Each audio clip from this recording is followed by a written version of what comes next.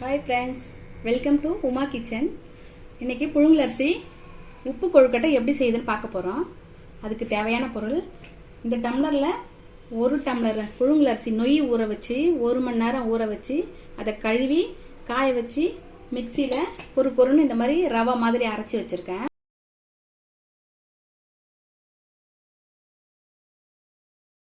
ஒரு பச்சை மிளகாய் நறுக்கி வச்சுருக்கேன். கொஞ்சம் கருவேப்பிலை எடுத்து வச்சுருக்கேன். கொஞ்சம் கொத்தமல்லி எடுத்து வச்சுருக்கேன். 1 டீஸ்பூன் கடலைப்பருப்பு, 1 டீஸ்பூன் உளுத்தம்பருப்பு, ஒரு 1/4 டீஸ்பூன் பெருங்காயத்தூள், 2 தேங்காய் துண்டு வந்து திருவி வச்சுருக்கேன். அதுக்கு தேவையான அளவு உப்பு எடுத்து வச்சுருக்கேன். இப்போது ஒரு பாத்திரத்தை அடுப்பில் வச்சுட்டு அதை எப்படி பண்ணுறதுன்னு பார்க்கலாம்.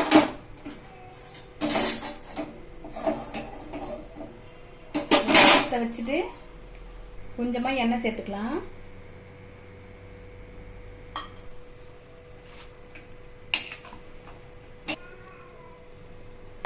எண்ணெய் சூடு ஏறிச்சு. கடலைப்பருப்பு உளுத்தம்பருப்பு சேர்த்துக்கலாம்.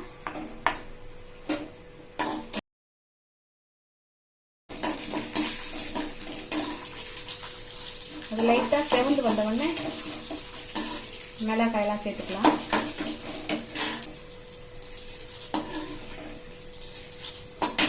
பருப்பு செவந்துருச்சு. இப்போது மிளகாய் சேர்த்துக்கலாம். கருவேப்பிலை சேர்த்துக்கலாம்.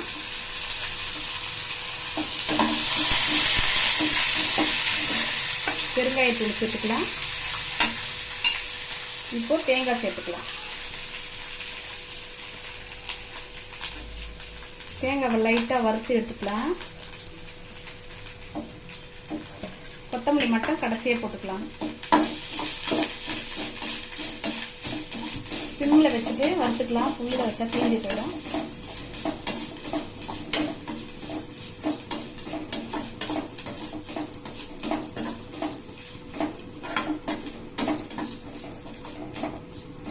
தேங்காய் வதங்கிடுச்சு, இறக்கி வச்சிடலாம்.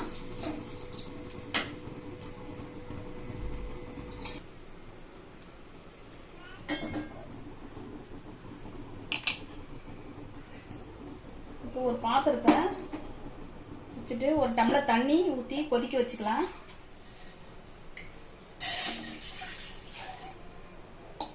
தண்ணியை நல்லா கொதிக்க விட்டுட்டு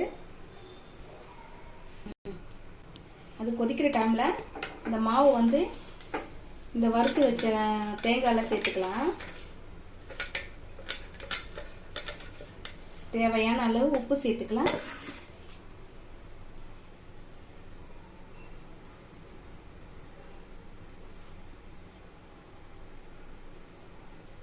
ஒரு ஸ்பூன் நெய் சேர்த்துக்கலாம்.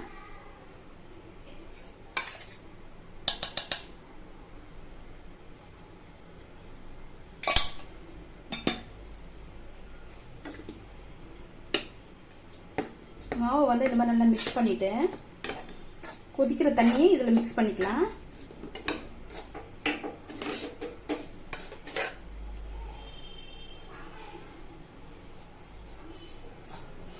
உப்புலாம் போட்டு பருப்பு போட்டு நல்லா மிக்ஸ் ஆயிடுச்சு. மாவு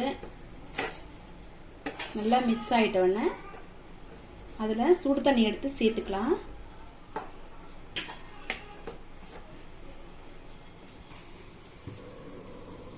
இப்போ வந்து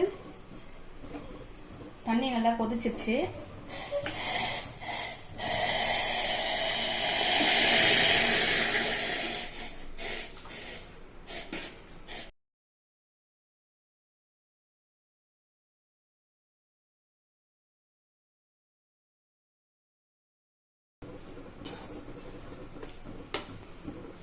கொஞ்சமாக லைட்டாக தண்ணி விட்டு இப்படி கலந்துக்கணும்.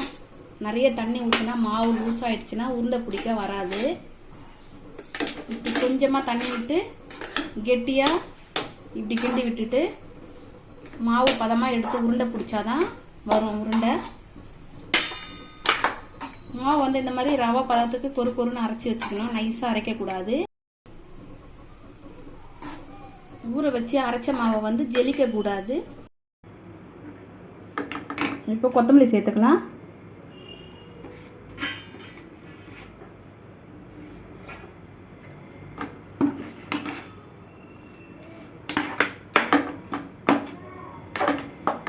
இப்போ இப்போ மாவு சூடு ஆறிடுச்சு. இப்போ கையிலேயே நல்லா பிணைஞ்சி விட்டு உருண்டை பிடிச்சி வைக்கலாம். அதில் இட்லி பாத்திரத்தை வச்சுட்டு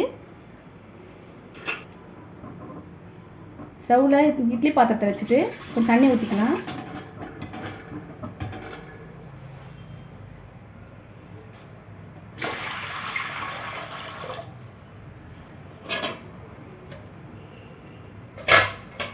இந்த மாதிரி நடுக்கொத்து வச்சுக்கோங்க. வச்சுட்டு ஒரு வெள்ளை துணியை மடித்து இது மேலே இப்படி வச்சுக்கோங்க. வச்சுட்டு இப்போ உருண்டை வந்து தண்ணி சூடு ஏறி தண்ணி கொதிக்கும் போது ஆவி தண்ணி மேலே துணிக்கு மேலே வரும்போது உருண்டை எடுத்து வைங்க. இப்போ இப்படி பிணைஞ்சிக்கணும் மாவு.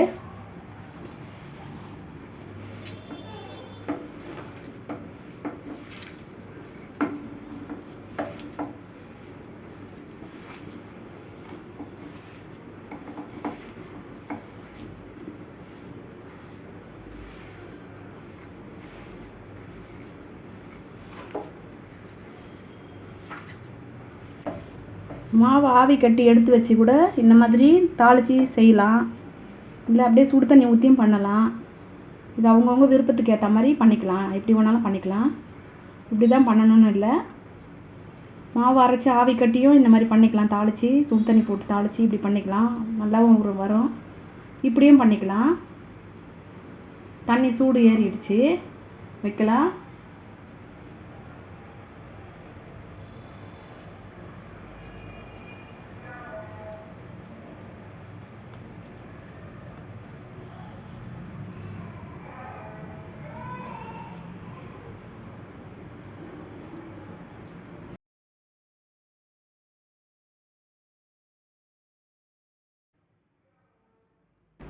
புழுங்கலரிசி நெய் போடணுன்னு இல்லை, அரிசி கூட போட்டுக்கலாம். நம்ம சாப்பாட்டு அரிசி, கடையில் விற்கிற அரிசியை வந்து சாப்பாட்டுக்கு போடுற அரிசி ஊற வச்சும் போட்டுக்கலாம். அப்படின்னா இட்லி அரிசியும் ஊற வச்சு கூட பண்ணலாம். ஆனால் புழுங்கலரிசி போடணும். பச்சை அரிசி வந்து உப்பு கொழுக்கட்டை ரப்பர் மாதிரி இருக்கும், நல்லா இருக்காது.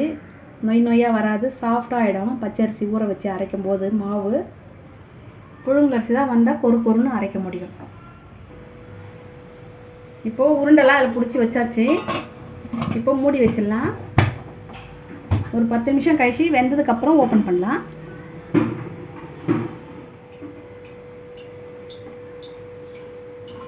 இப்போ கொழுக்கட்டை வெந்துடுச்சு, ரெடி ஆகிடுச்சு. இப்போ ஆஃப் பண்ணிக்கலாம்.